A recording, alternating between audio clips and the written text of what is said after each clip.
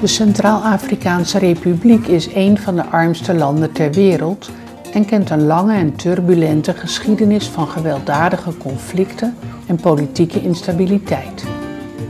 Op dit moment is de situatie in grote delen van het land stabiel.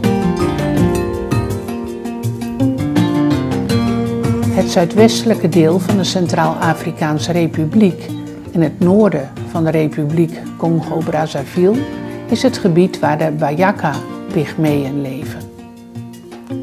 Jérôme Sitamond woont in de hoofdstad Bangui. Hij coördineert voor een groot aantal kerken de missionaire activiteiten voor de pygmeeën. Met Jérôme en zijn team reizen we naar Londo, een geïsoleerd dorp diep in het regenwoud van de Centraal-Afrikaanse Republiek. Londo, c'est un village pygmée qui est situé à 250 km de Bangui. Les premiers évangélistes qui étaient formés ont été déployés ici et ils avaient la mission.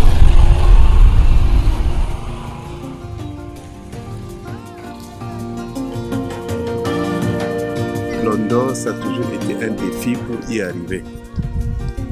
C'était toujours difficile de partir un jour et d'arriver. Parce que, il n'y a pas de véritable route. C'est une piste des anciens forestiers qui exploitaient le bois ici, qui ont ouvert cette route plus de 20 ans. Donc il n'y a pas de travaux, c'est très difficile, l'état de la route est très difficile. On vient à pied ou à moto, et que ce soit à pied ou à moto, ce n'est pas toujours facile, mais on est obligé d'y arriver.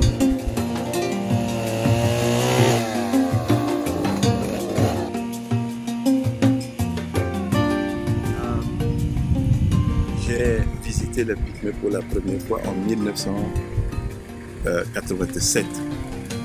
Et quand je suis venu participer à une conférence ici, j'ai vu leur manière de vivre. J'ai vu leur simplicité. J'ai vu quelque chose me disait que tu as des choses à apprendre de ce peuple. Et bizarrement, quand je suis rentré à Bangui, j'ai toujours mis dans la tête qu'il faut que je revienne un jour travailler avec ce peuple-là. Et c'est comme ça que Dieu m'a aussi parlé.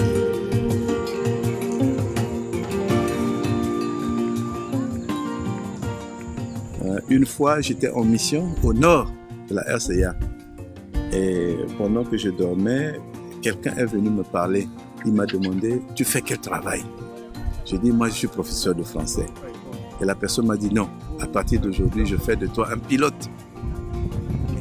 Et je n'ai pas la capacité de voler avec un avion. J'ai dit, tu vas être pilote. Je me suis réveillé. Et puis j'ai demandé au pasteur chez qui j'étais venu aider. Voilà ce que j'ai eu. Il est resté longtemps, il a dit, moi je pense que Dieu veut que tu laisses ton travail là pour conduire les gens au ciel. Et depuis ce temps, j'ai commencé à perdre l'amour de mon travail d'enseignant, que je faisais avec beaucoup de passion, avec beaucoup d'intérêt.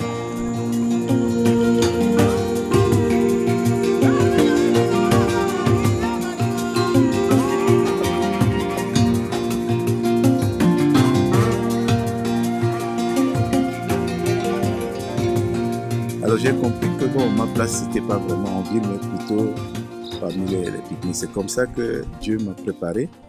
Et puis à un moment donné, j'ai décidé de tout abandonner et me mettre à la disposition de l'Église pour travailler pour les pygmées jusqu'à maintenant.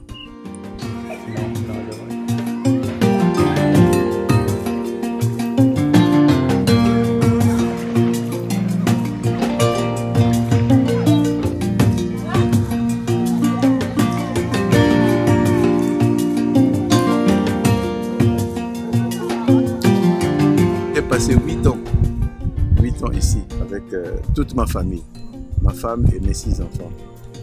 Et comme résultat, bon, on a aujourd'hui plus d'une centaine de pygmées qui peuvent lire, écrire dans leur langue et lire aussi dans la langue nationale, le sango.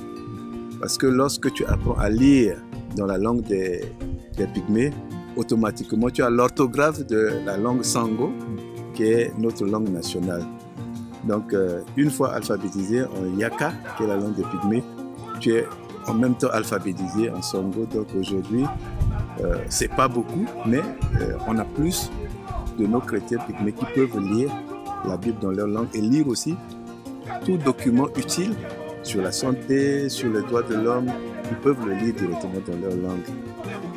Et ça, pour moi, c'est quelque chose, c'est notre modeste contribution.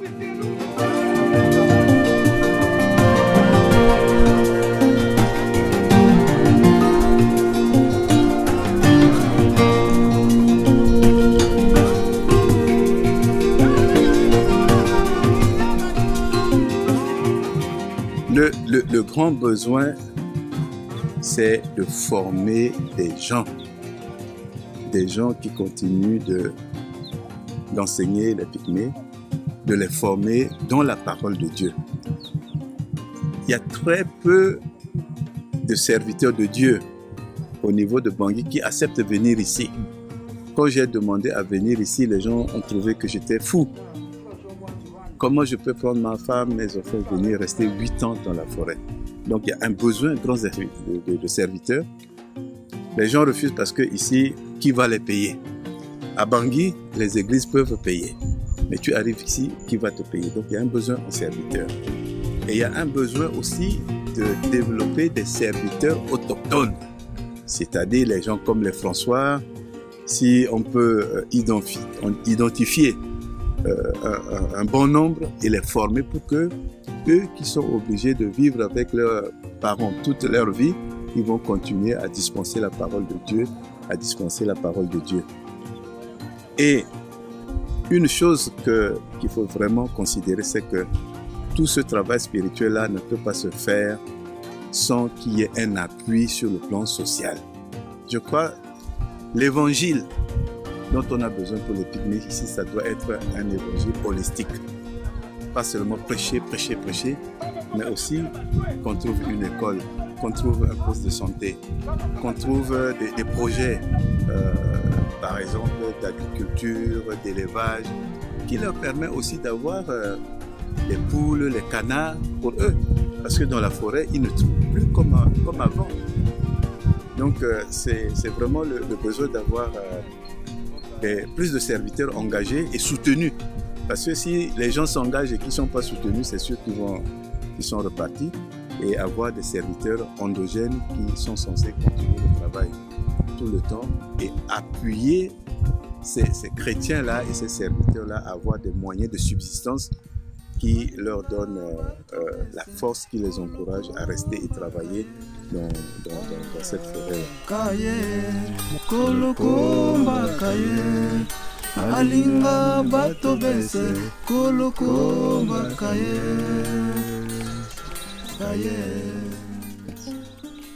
Ma prière, c'est d'avoir plus de collègues qui s'engagent.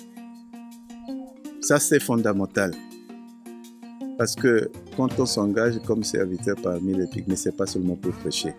On doit être en même temps un avocat pour défendre leurs droits vis-à-vis des Bantous qui toujours les harcèlent. Plus de serviteurs réellement engagés, pas des gens qui viennent avec des agendas cachés. Que Dieu envoie plus de serviteurs. Et au sein même des Pygmées, qu'il suscite des serviteurs endogènes, c'est-à-dire des Pygmées eux-mêmes qui peuvent être formés pour pouvoir continuer l'œuvre aussi longtemps que possible. Et que Dieu envoie aussi des gens qui viennent avec des projets concrets de développement, des projets sociaux qui les aident aussi à améliorer leurs conditions de vie. Parce que le Christ, il prêchait, mais il pouvait aussi multiplier les poissons et les pains et partager aux gens pour qu'ils aient la force.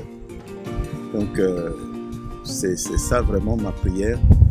Et oui, c'est ça. Et aussi des partenaires, que Dieu nous envoie vraiment des partenaires qui viennent nous voir comme vous êtes venus nous voir.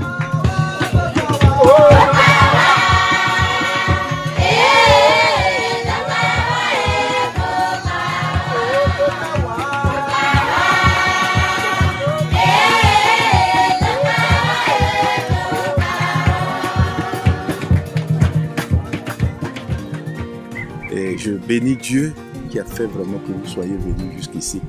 Parce que quand on parle à certains partenaires de loin, ils ne peuvent pas imaginer la réalité. Mais aujourd'hui, je pense que vous êtes imprégnés de la réalité. Quand on va vous dire quelque chose, vous saurez que voilà, ce que Jérôme dit, c'est vrai. J'ai vu, j'ai entendu. Donc des partenaires qui soient proches de nous, proches des pygmées et qui les aident.